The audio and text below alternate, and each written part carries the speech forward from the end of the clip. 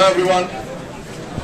कल मैंने आप लोगों को मिरर फॉर्मूला कराया था, जिसमें मैंने आपको कॉन्वेक्स मिरर के लिए मिरर फॉर्मूला और कॉन्केव मिरर के लिए मिरर फॉर्मूला बताया था। हमारा जो रिलेशन आया था that was 1/f is equal to 1/v plus 1/u। Right guys, आज उसी कड़ी में हम लोग आगे बढ़ने जा रहे हैं। अगला क्वेश्चन हमारे पास जो है दैट इज डिफाइन मैग्निफिकेशन। क्या? हाँ, मैग्निफिकेशन समझते हैं आप? नहीं समझते तो काफी ज्यादातर लोग मैग्नीफाइंग ग्लासेस जरूर समझते हैं। मैग्नीफाइंग ग्लास क्या करते थे? हाँ, मैग्नीफाइंग ग्लासेस की ये क्वालिटी होती है कि वो किसी ऑब्जेक्ट के साइज को बढ़ाकर या घटाकर हमें दिखा सकते हैं। सही बोल रहा हूं? मेरे पास एक मैग्नीफाइंग ग्लास है, उसकी मैग्नीफाइंग पावर 5 है, तो जाका मतलब क्या है?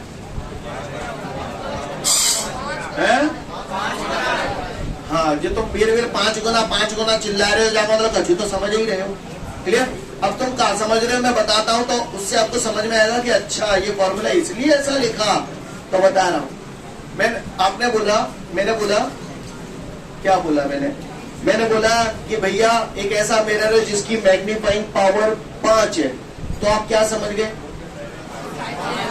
कि 5 गुना बड़ा बनाएगा क्या? इमेज 5 गुना बड़ा बनाएगा क्या? यानी इमेज 5 गुना बड़ी बनेगी, है ना? इमेज 5 गुना बड़ी बनेगी किसकी? ऑब्जेक्ट की। तो यही तो मतलब हुआ। मैंने बोला किसी मिरर का मैग्नीफाइंग पावर 5 है, तो इसका मतलब उस मैग्नीफाइंग ग्लास से जो इमेज बनेगा वो 5 टाइम्स बनेगा ऑब्जेक्ट के साइज का। Got it everyone? इस O को नीचे ले आऊंगा तो I/O ये आ जाएगा बराबर 5। इस 5 को मैंने अभी 2 मिनट पहले क्या बोला था? क्या है ये? Magnifying power. यही फॉर्मूला होता है मैग्नीफाइंग पावर का। M is equal to I/O। Clear? M is equal to I/O। Clear? किसी पट्टे ने अगर मुझसे पूछा कायरे फलाने व्हाट इज मैग्नीफाइंग पावर, तो हम उसे बोलेंगे magnifying power is equal to the ratio of length of the image to the length of the object. Clear? कल आपने पढ़ा था I length of the image होता है, O length of the object होता है। किसी ने पूछा मैग्निफिकेशन क्या होता है, या लीनियर मैग्निफिकेशन क्या होता है, या मैग्नीफाइंग पावर क्या होती है, सब एक ही बात है। क्लियर? तो magnifying power is equal to the ratio of length of the image to the length of the object. आप सिंपल बोलना the ratio of length of the image to the length of the object is called magnification, और you can say linear magnification, और you can say magnifying power. Got it everyone? समझ गए? अच्छा, I length of the image है, यानी length है तो metre में नपेगी। O length of the object है, तो ये भी लेंथ है तो मीटर में नपेगी। तो मीटर से मीटर कैंसिल हो जाएगा। तो बताओ मैग्नीफाइंग पावर की यूनिट क्या होगी? नो यूनिट, और ना ही इसका कोई डायमेंशन फॉर्मूला होगा, यानी it is a unitless and dimensionless quantity. I hope you understand. Scene clear है सभी को? तो किसी ने लीनियर मैग्निफिकेशन या मैग्नीफाइंग पावर पूछ लिया तो बता तो नहीं पाएंगे ना? क्या कहेंगे? M is equal to I/O। Scene clear है सभी को? चलो, अगर ये बात आपको समझ में आती है तो मैं आगे की कहानी आपसे कहता हूं, गौर से सुनिएगा सभी लोग। एक रिलेशन तो हमारे सामने आ गया M बराबर I/O। क्लियर है यहाँ तक सभी को? क्या रिलेशन आ गया हमारे सामने? M is equal to I/O। अब एक रिलेशन हम लोग और डेवलप करने की कोशिश कर रहे हैं। Try to understand everyone. ये मिरर है, principal axis, pole, focus, centre of curvature, और ये हो गया आपका ऑब्जेक्ट। ठीक है भैया? कोई दिक्कत? चलूं आगे? सोच समझ के जवाब देना। ये इंसिडेंट रे हो गई इस मिरर पे, बोला भैया। अब मिरर इसे क्या करेगा? रिफ्लेक्ट करेगा। तो ये कौन सी रे बन गई? कौन सी रे बन गई है? फिर ये क्या है? पॉइंट ऑफ इंसिडेंस पे क्या डलता है? नॉर्मल कहां से ड्रॉ करूं? अब कई लोग मुझे इशारा कर रहे हैं साफ तौर पर, नॉर्मल सर ऐसे ड्रॉ कर दो। भैया स्फेरिकल कोई प्लेन सरफेस नहीं है, ये स्फेरिकल सरफेस है। वो स्फेरिकल सरफेसेस पे नॉर्मल कहां से डलता है? सेंटर से। तो सेंटर से ये जो लाइन आ रही है प्रिंसिपल एक्सेस वाली, यही कहीं ना कहीं काय का काम कर रही है? नॉर्मल का। बात समझ में आ रही है? अब आप बता दो फिर इस एंगल को क्या लिखूं? इंसिडेंस एंगल लिखूं, क्योंकि इंसिडेंट रे नॉर्मल के साथ जो एंगल बनाती है उसे इंसिडेंस एंगल कहते हैं।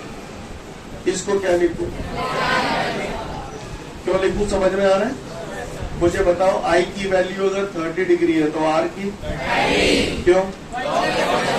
वर्टिकली अपोजिट कहां से दिख रहे थे आप? समझ रहे?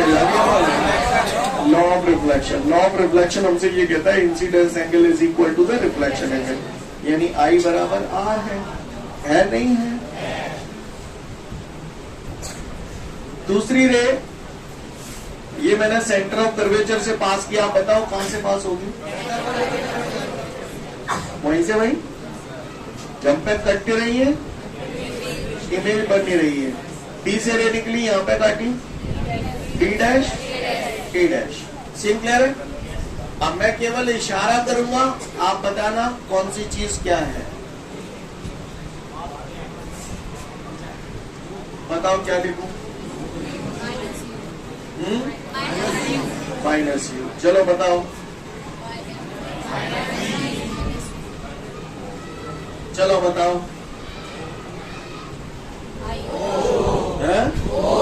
ओ, क्योंकि ये लेंथ ऑफ द ऑब्जेक्ट है। प्लस को या माइनस को? हाँ, या बताओ, प्लस को या माइनस को? समझ गए? Triangle ABP is similar to triangle A', B', आप बताओ क्यों बोल रहा हूं सिमिलर? सोचो, ABP इस ट्राइंगल को देखो और A', B', इस ट्राइंगल को देखो, सिमिलर क्यों कहा जा रहा है? ABP पे ये 90, A', B', पे ये 90, दो लक्षण बराबर हो गए, पिंडे में एक हुआ। ABP में ये एंगल P, A', B', में ये एंगल P, और चूंकि ये दोनों बराबर हैं by the law of reflection, नहीं है बस, तो दो लक्षण बराबर हो गए, इसलिए मैंने इनको सिमिलर ट्राइंगल कहा है। और जब ट्राइंगल सिमिलर ट्राइंगल होते हैं तो उनकी साइड का रेशो इक्वल होता है ना? तो साइड का रेशो बराबर हो जाएगा। तो बताओ, ABP की साइड अगर मैंने AB ले ली तो दूसरे वाले की कौन सी लूं? A', B'। ABP की साइड अगर मैंने AP ले ली तो दूसरे की A'। आप समझ तो रहे हो ना? अच्छी बात है। अब आप ही बता दो AB कितना है? A', B' minus I, AP A', B। Scene clear है यहां तक सभी को? माइनस से माइनस कट गए, O अपॉन आई आई है। मुझे मैग्नीफाइंग पावर निकालनी है तो I अपॉन O चाहिए। इसको पलट दूंगा तो ये भी पलट जाएगा। समझ गए? I अपॉन O की जगह क्या टांग दूं? तो एक और फॉर्मूला आ गया मैग्निफिकेशन का, V अपॉन U। माइनस बेपैंदी का लोटा है, यहाँ लगा दो तो करेक्ट है, ऊपर लगा दो तो करेक्ट है, बीच में लगा दो तो करेक्ट है। सीन क्लियर है? समझ में आ रही है बात? क्लियर? फटाफट जल्दी से देख लो, फिर आगे की बात करूंगा। आगे बढ़ते हैं। इसके बाद हमको ये हमने कॉन्केव मिरर से मैग्नीफाइंग पावर निकाली। अब सेम प्रोसेस हम लोग किसके लिए कर रहे हैं? कॉन्वेक्स मिरर के लिए। मैं फिर से बोल रहा हूं, अगर आप नई नजरों से देखोगे तो आपको वो नया डेरिवेशन नजर आएगा। कॉम्परेटिव स्टडी करेंगे तो आपको लगेगा सेम है। देखते हैं कॉन्वेक्स मिरर भाई। तो ये मैंने बढ़िया कॉन्वेक्स मिरर बना दिया। सीन क्लियर है सभी को? कोई दिक्कत? ये क्या है? प्रिंसिपल एक्सेस पोल। जबरदस्ती मत करो। हाँ ठीक है।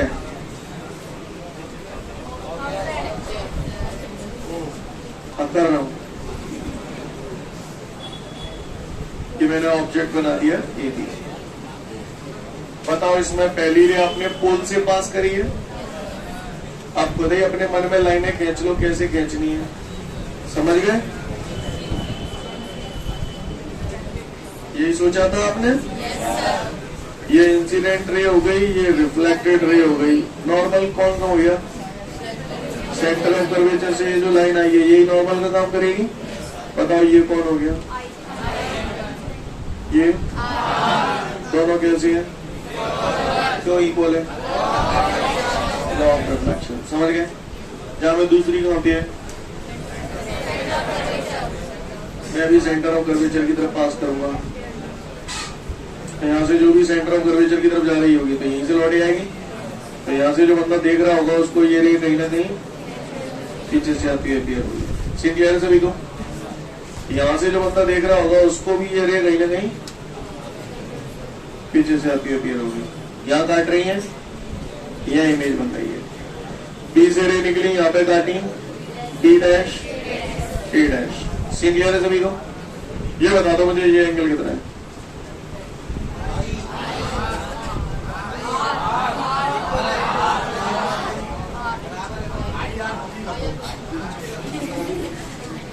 ठीक है, तुम्हारी बात मान ली, तुम बड़े हैं। क्लियर? वैसे तो कायदे से देखा जाए तो यहाँ वर्टिकली अपोजिट एंगल है इसलिए आर है, पर मैं आई इसलिए लिख सकता हूँ क्योंकि आई और आर बराबर है। तो आप चाहे तो यहाँ पे आर लिख दो चाहे आई लिख दो, कोई फर्क नहीं पड़ेगा। रियल मायने में ज्योमेट्री से देखा जाए तो ये वाली लाइन और ये वाली लाइन क्रॉस बन रहा है ना, वर्टिकली अपोजिट एंगल है। ये आर है इसलिए आर है। आई इसलिए लिख सकता हूँ क्योंकि ये इत्तेफाक से दोनों बराबर है, यानी ये 30 है तो ये भी 30 है और ये 30 है तो फिर ये भी 30 है। समझ में ही नहीं आई? आ गई। According to the figure triangle ABP is similar to triangle A'(B'(P). अब आप बताओ मैंने ABP और A'(B'(P) को सिमिलर क्यों बोला है?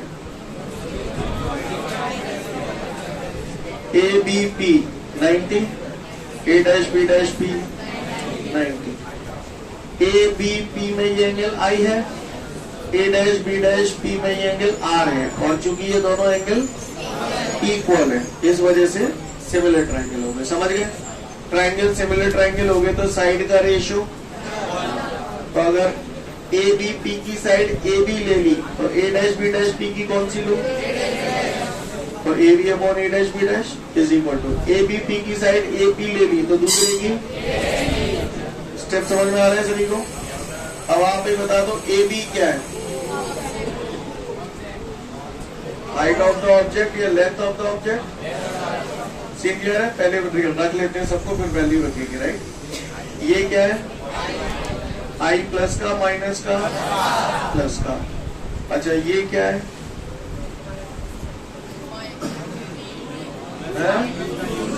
U या V? V U माइनस का या प्लस का? क्योंकि पोल से इधर है, इमेज का पोल से डिस्टेंस। ये बार उल्टो सीधा माइनस को लगा रहे हो, खाली दोनों आएंगे। क्लियर है? समझ गए? भाषा समझ में आ रही है सभी को? आप क्या अच्छा बता दो। बताओ भैया ये भी कितना हो गया? ओ A'(B') आई। सीन क्लियर है?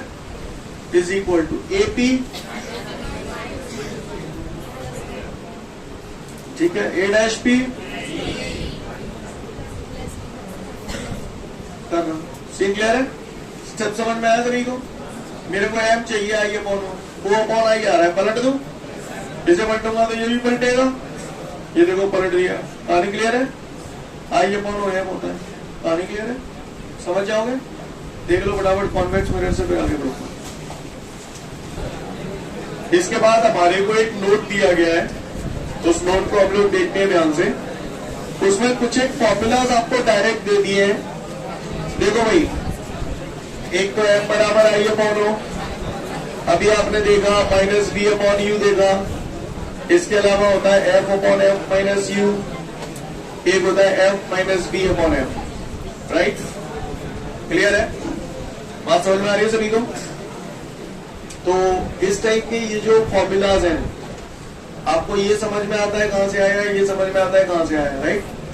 ये वाले फॉर्मूलाज भी आप लोग प्रूव कर सकते हैं, ऐसी कोई दिक्कत नहीं है। कॉपरेटिव एग्जाम वगैरह की जो लोग तैयारी करना चाहते हैं डायरेक्ट याद रखें इन फॉर्मूलाज को, राइट। बाकी का आप चाहे तो प्रूव कर सकते हैं, करना चाहेंगे?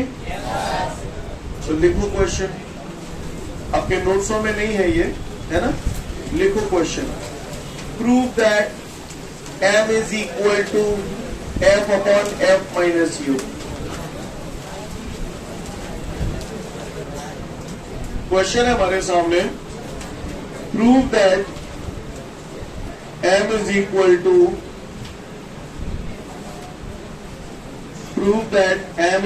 To f upon f minus u। ये हमें प्रूव करना है। स्क्रीन क्लियर है सभी को? ये हमारे को टारगेट दिया जा रहा है। मैं आपको बता दूं, ऐसे क्वेश्चन कभी भी एग्जाम में आए, कायदे से मुझे कराने की जरूरत नहीं, आप लोगों के अंदर भी इतना सेंस होना चाहिए कि आप कर सकें, राइट। उसने बोला prove that m is equal to f upon f minus u। हम ज्यादा पढ़े लिखे नहीं है, हमको केवल ये 2 फॉर्मूलाज बताए गए, सर ने ये सब कुछ हमको बताया ही नहीं किया, राइट। मान के चलो, ठीक है।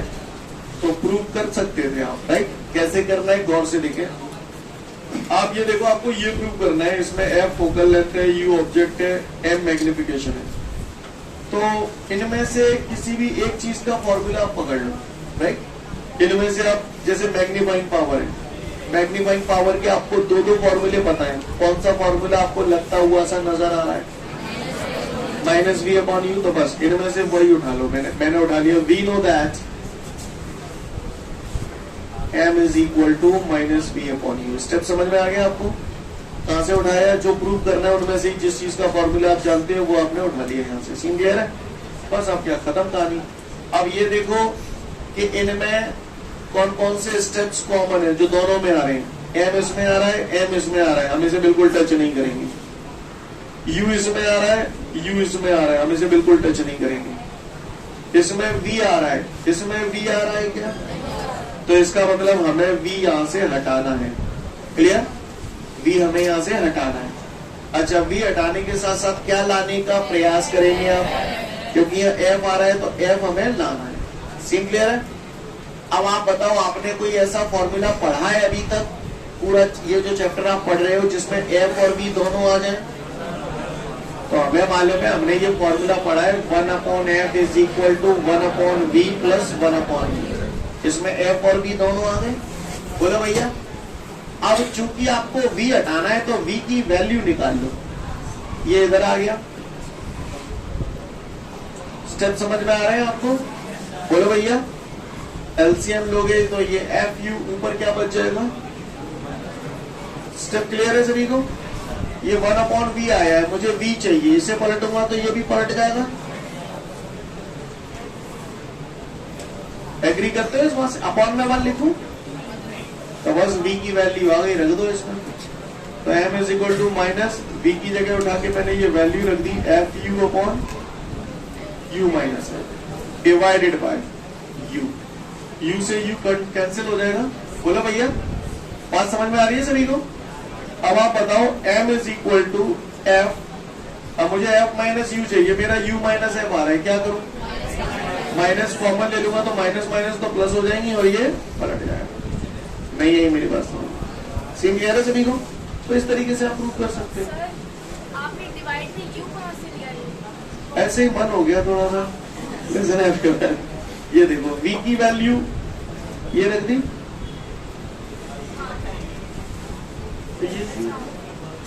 ये बात समझ में आ रही है सभी को? कर पाएंगे हम लोग? Note it down. तो मैं उम्मीद करता हूं सबको क्लियर हो गया। m बराबर f upon f minus you कैसे आया?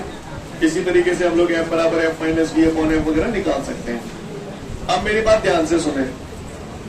यहाँ पर इस नोट में कुछ लाइन लिखी हुई है, for real images m is equal to negative, for virtual images m is equal to positive. Line बिल्कुल नोट के पीछे जाना, न्यूमेरिकल में बहुत बड़ा रोल है, आपकी वाट लग जाएगी। क्लियर? लिखा है for real images m is equal to negative, for virtual images m is equal to positive. क्यों लिखा है? कारण समझ लें। पहली बात सुन लो, रियल इमेजेस हमेशा उल्टे होते हैं, इसलिए मैग्नीफाइंग पावर नेगेटिव है। वर्चुअल इमेजेस हमेशा सीधे होते हैं, इसलिए मैग्नीफाइंग पावर पॉजिटिव है। मैं एक एग्जांपल के थ्रू समझा रहा हूं, try to understand. Right? Look, आप बताना मुझे, हाँ जैसे ये मिरर है, इसके सामने मैंने ये ऑब्जेक्ट रख दिया, ठीक है, और मैंने ये इमेज बना दी।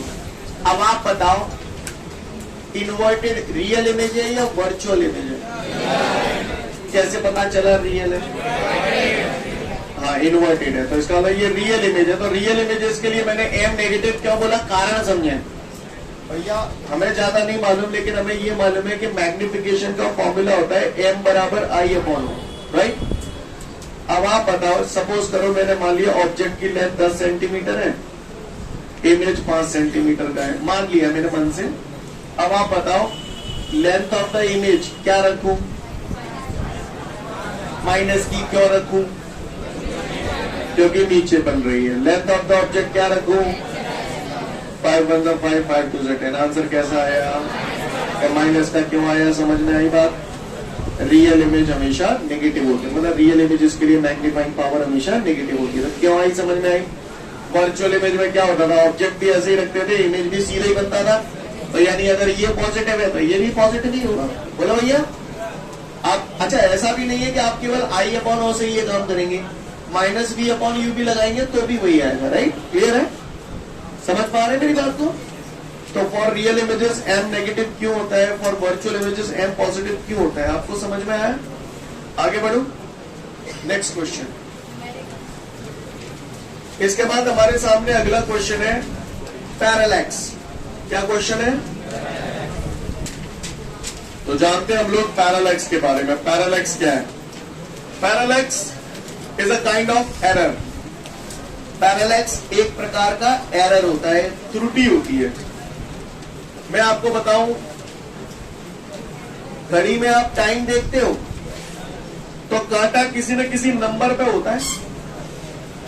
अगर मैं बिल्कुल ऐसे देखूंगा तो कांटा जिस नंबर पे होगा मुझे बिल्कुल करेक्ट दिखाई देगा, लेकिन अगर मैं थोड़ा सा इधर से देखूं या इधर से देखूं तो क्या होगा बताओ, हल्का सा चिका हुआ नजर आएगा। तो वो जो हल्का सा चिका हुआ नजर आ रहा है ना, उसको हम लोग बोलते हैं पैरेलैक्स। वो एरर है एक प्रकार का। मैं आपको बताता हूं, गौर से समझने की कोशिश करिएगा, समझने की कोशिश करिएगा। ये एक ऑब्जेक्ट है और ये दूसरा ऑब्जेक्ट है, और यहां से एक बंदा देख रहा है तो उसको ये सामने वाला ऑब्जेक्ट तो नजर आएगा, लेकिन उसके पीछे वाला ऑब्जेक्ट नजर आएगा क्या। ये दोनों ऑब्जेक्ट एक ही सीध में रखे हैं, ये दोनों ऑब्जेक्ट एक ही सीध में रखे हैं, पर हमें ये वाला नजर आ रहा है, ये वाला नजर नहीं आ रहा है। इनके बीच का जो डिस्प्लेसमेंट है, इनके बीच का जो गैप है, वो हमें नजर नहीं आ रहा है। लेकिन अच्छा, इसको बोलते हैं लाइन ऑफ साइट। साइट माने दृश्य, नजारा, राइट, लाइन ऑफ साइट। अब अगर मैंने अपनी आई को शिफ्ट कर दिया लाइन ऑफ साइट के आइदर दिस साइड या फिर दिस साइड, अगर आप अपनी आंख को लाइन ऑफ साइट के इधर की तरफ शिफ्ट करते हैं तो आपको इन दोनों के बीच का डिस्प्लेसमेंट साफ नजर आएगा। या अगर आप अपनी आंख को लाइन ऑफ साइट के इधर की तरफ शिफ्ट करते हैं तो भी आपको इनके बीच का डिस्प्लेसमेंट नजर आएगा। तो इनके बीच में ये जो डिस्प्लेसमेंट आपको नजर आ रहा है, इसी को हम लोग बोलते हैं पैरेलैक्स। क्या बोलते हैं, पैरेलैक्स डिस्प्लेसमेंट होता है इन दो ऑब्जेक्ट के बीच का, जो हमें ऑब्जर्व हो रहा है। कब ऑब्जर्व हो रहा है, bye shifting the I on either side of the line of site. Getting my point everyone. कोई पूछे पैरेलैक्स क्या है, it is the displacement which is observed by the eye by shifting the eye on either side of the line of sight। एक ही सीध में रखी दो चीजों को जब आप यहां से देख रहे हो और अपनी आई साइड को शिफ्ट करते हो लाइन ऑफ साइट के इधर या इधर, तो इनके बीच में जो डिस्प्लेसमेंट आपको नजर आता है उसको हम लोग बोलते हैं parallax. The relative displacement between the two objects, the relative displacement between the two objects which is observed by shifting the eye on either side of the line of sight is called parallax। Parallax क्या है, the relative displacement between the two objects कब observe हो रहा है, by shifting the eye on either side of the line of sight। क्या रहे मैं everyone, पढ़ लो parallax। आगे बढ़ते हैं। पैरेलैक्स के बाद हमारे सामने अगला क्वेश्चन है। पहले आप बताओ, आपने कॉन्केव मिरर पढ़ा, कॉन्वेक्स मिरर पढ़ा, प्लेन मिरर पढ़ा। रियल इमेज किससे बनती थी? वर्चुअल इमेजेस हमेशा किससे बनती थी? जिनसे केवल वर्चुअल बनती थी। और प्लेन से कॉन्वेक्स मिरर और प्लेन मिरर, उनसे केवल वर्चुअल ही बनती थी, इनसे कभी रियल नहीं बनती थी। कॉन्केव से तो रियल भी बन जाती थी और वर्चुअल भी बन जाती थी, राइट? तो वो पूछ रहा है कि भाइयों, क्या ऐसा हो सकता है कि कॉन्वेक्स मिरर और प्लेन मिरर से कभी रियल इमेज मिले? क्योंकि आपने जो पढ़ाया गया, आपको अभी तक यही पढ़ाया गया है कि भैया कॉन्वेक्स मिरर और प्लेन मिरर, उनसे हमेशा वर्चुअल इमेजेस बनती हैं, राइट? याद है आपको? कॉन्वेक्स में 2 बताई थी और प्लेन मिरर का बताया था, राइट? तो कॉन्वेक्स मिरर और प्लेन मिरर, इनमें हमेशा वर्चुअल इमेजेस बनती हैं, रियल इमेज कभी नहीं बनती। तो उसका क्वेश्चन भी यही है कि क्या हमें कभी कॉन्वेक्स मिरर या प्लेन मिरर से रियल इमेज मिल सकती है? तो आप आंसर देना, हाँ मिल सकती है। और कब मिल सकती है? जब उस पर इंसिडेंट रेज कन्वर्जेंट रेज हो। क्लियर? ऐसा कैसा पूछेगा, ऐसा कैसा बता देना। क्लियर? कब मिलती है? जब उन पे इंसिडेंट रेज कन्वर्जेंट रे हो। 2 टाइप की रे होती है, एक होती है कन्वर्जेंट, एक होती है डाइवर्जेंट। डाइवर्जेंट यानी फैल रही है, कन्वर्जेंट यानी इकट्ठी हो रही है। लुक एवरीवन, जैसे फॉर एग्जांपल ये कॉन्वेक्स मिरर है, राइट गाइस? अब हमें मालूम है कॉन्वेक्स मिरर से हमेशा कैसी इमेज बनती है? वर्चुअल इमेज बनती है। और वो पूछ रहा है क्या ऐसे रियल इमेज बनती है? तो बोला आप बन सकती हैं जब इन पर इंसिडेंट रेज कन्वर्जेंट रेज हो। कन्वर्जेंट रेज बोले तो एक रे ऐसे आई, ऐसे, और एक ये ऐसे आ रही है, तो ये किस टाइप की रे है? कन्वर्जेंट रे है। मिरर इन्हें रिफ्लेक्ट करेगा, तो ये इधर आ गई, ये इधर आ गई, तो ये यहाँ पर इंटरसेक्ट कर रही है, तो यहाँ इमेज बन जाएगी। क्लियर? बात समझ में आ रही है सभी को? ये कैसा मिरर है? प्लेन मिरर है। ये इसका एक्सिस हो गया, इंसिडेंट रे, ये भी incident ray, reflected ray, reflected ray. कहानी समझ में आ रही है? ओके? तो कोई भी पूछे आपसे कि क्या कॉन्वेक्स मिरर और प्लेन मिरर से रियल इमेजेस मिल सकती हैं? तो मिल सकती हैं जब उन पर incident rays convergent rays. Scene clear है? पढ़ लो, समझ जाओगे। इसके बाद एक नोट हमारा और रह गया, उसको भी समझ ले आप लोग। बाकी के नोट जो है वो तो मैं समझा चुका हूं बीच चैप्टर में। लिसन, मिरर की फोकल लेंथ निकालने के लिए आपने रिलेशन डेवलप किया, that was 1/m is equal to 1/v plus 1/e। ऐसा पढ़ाया था मैंने आपको? ये मिरर की फोकल लेंथ निकालने के लिए फॉर्मूला है। अब चैप्टर 9 में जैसे मैं आगे जाऊंगा, आज से 8-10 दिन बाद, 6-7 दिन बाद आपके सामने आएगा, लेंसों की भी फोकल लेंथ आप लोग निकालेंगे। लेंसों की फोकल लेंथ निकालने के लिए हमारे पास फॉर्मूला होता है 1/m is equal to μ - 1 1/r1 - 1/r2। ये लेंसों की फोकल लेंथ निकालने के लिए फॉर्मूला होता है, राइट? अब आप चूंकि रिफ्रैक्शन थोड़ा सा पढ़ चुके हो तो म्यू जानते हो। What is mu? Refractive index of the medium. ये अलग अलग मीडियम का अलग अलग होता है। इस फॉर्मूले को गौर से देखें, यहाँ पर फोकल लेंथ निकालने के लिए म्यू आ रहा है, यानी refractive index of the medium आ रहा है। मीडियम बदल जाएगा तो फोकल लेंथ, यानी लेंस हवा में होगा तो फोकल लेंथ कुछ और होगी, पानी में रख दूंगा कुछ और हो जाएगी, लस्सी में डाल दूंगा तो कुछ और हो जाएगी। यानी focal length depend on the medium which is surrounding the lens, right? ये समझ नहीं म्यू आ रहा है? यानी मिरर की फोकल लेंथ जो होती है ना, वो मीडियम पे डिपेंड नहीं करती। कोई बोले मैंने मिरर को है ना पानी में डुबो दिया तो उसकी फोकल लेंथ पे क्या इफेक्ट पड़ेगा? तो बोला कोई इफेक्ट नहीं पड़ेगा, वही रहेगी। क्यों वही रहेगी? क्योंकि it does not depend on the medium. I hope you understand. Scene clear to all of you? पढ़ लो, वही नोट में लिखा हुआ है। इसके बाद हम लोग न्यूमेरिकल्स की तरफ चल रहे हैं, जो हमने पीछे छोड़ रखे हैं। 2 न्यूमेरिकल एक साथ ले रहा हूं। पहला न्यूमेरिकल ये रहा, दूसरा ये रहा। सबसे पहले पहला, वो कह रहा है एक कॉन्केव मिरर है जो कि एक हॉलो स्फीयर का पार्ट है। आपको मालूम है कॉन्केव मिरर, जैसे कोई भी मिरर होता है उसे हॉलो स्फीयर में से काटा जाता है। क्लियर? तो वो कह रहा है कॉन्केव मिरर हॉलो स्फीयर का पार्ट है, उस हॉलो स्फीयर की रेडियस दे रहा है 40 सेंटीमीटर। नेगेटिव लू, पॉजिटिव लू? अपने आप लेने पड़ेंगे, आप साइन करने में तो खुद ही लेना पड़ेगा अपने आप। कैसी लूं? क्यों लूं नेगेटिव? क्योंकि कॉन्केव मिरर जी है तो जालन आ रहा हो बोलते, तो इसलिए तो कह रहा है इसकी फोकल लेंथ बता दो, क्या फॉर्मूला है फोकल लेंथ निकालेंगे? R बराबर 2 है, तो F बराबर R बाई 2, बोलो भैया। F is equal to R कितना है? -40। सी क्लियर है? कितना आ गया? समझ लो पहले, पूरी लाइट में दिक्कत आ जाएगी, वरना जितनी भी चीजें दी गई होती हैं, जिनकी वैल्यूज हमें पता होती है, उन्हें आप हमेशा साइन के साथ रखेंगे। माइनस किए तो माइनस की, प्लस किए तो प्लस की। और जो चीज फाइंड आउट करनी है, अब फाइंड आउट करनी है जहां मतलब पता होना है, तभी तो फाइंड आउट करनी है, यस और नो? बोलो भैया। अब फाइंड आउट करनी है तो फोकल लेंथ फाइंड आउट करनी है, तो उस पर आपको कोई साइन लगाना ही नहीं है, क्योंकि फाइंड आउट करनी है। हमें क्या पता कहाँ होगा, जहां होगा कि वहां होगा, हमें कछु ना पता, मान के चलो तो आंसर अपने आप बताएगा कौन सी चीज कहाँ होगी। फोकल लेंथ अपने आप आ गई, कितनी आई? तो जहाँ पर मतलब आंसर तो इसका 20 सेंटीमीटर हो गया।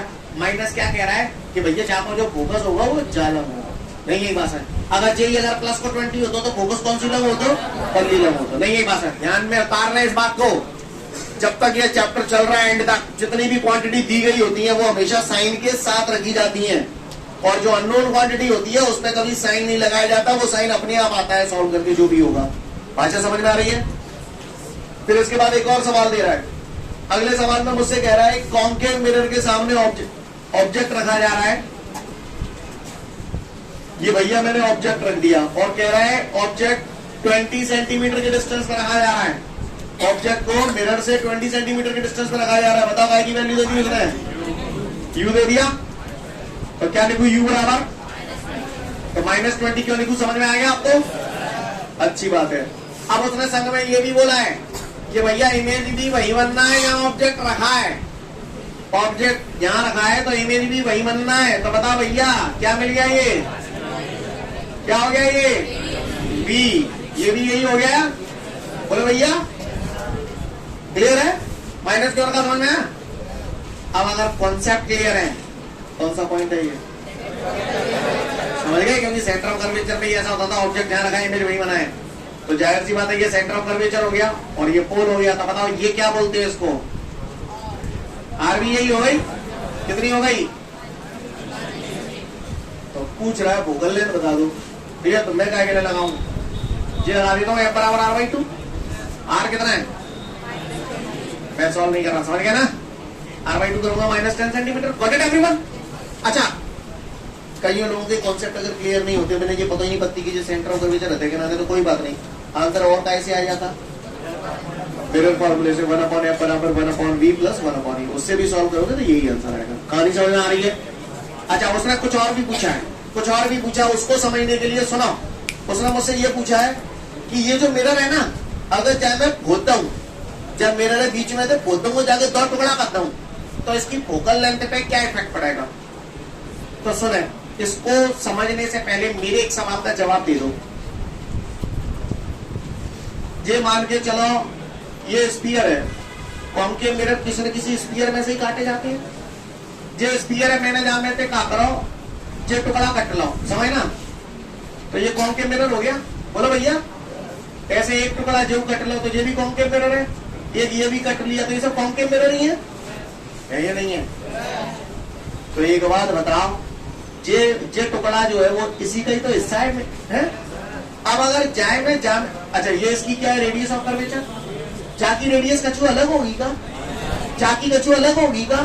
अब एक बार बताओ, जाके अगर मैं 2 टुकड़ा करता हूँ तो क्या रेडियस बदल जाएंगी इनकी? जब रेडियस ना बदल रही तो फोकल लेंथ बदल जाएगी का? नहीं है कारण। अगर आप मिरर के टुकड़े कर भी दोगे, इस जैसे ये मिरर आपने पूरा सिंगल मिरर काटा, जब तुमने टुकड़ा करू दो तो हद तो ये जय गोला के हिस्सा है, तो फोकल लेंथ निकालूंगा तो रेडियस तो उतनी रखूंगा, तो क्या फोकल लेंथ बदल गई क्या? यानी if the mirror is breaks into the 2 parts then its focal length will not change. तो क्यों चेंज नहीं हो रही है, बात समझ में आ रही है? क्लियर है जी? तो फटाफट इन्हें नोट डाउन कर लो दोनों क्वेश्चन को कुर्ती में। ठीक है, आज के लिए पर्याप्त, कल फिर मिलते हैं। Thank you everyone, have a great day to all of you guys. जय हिंद।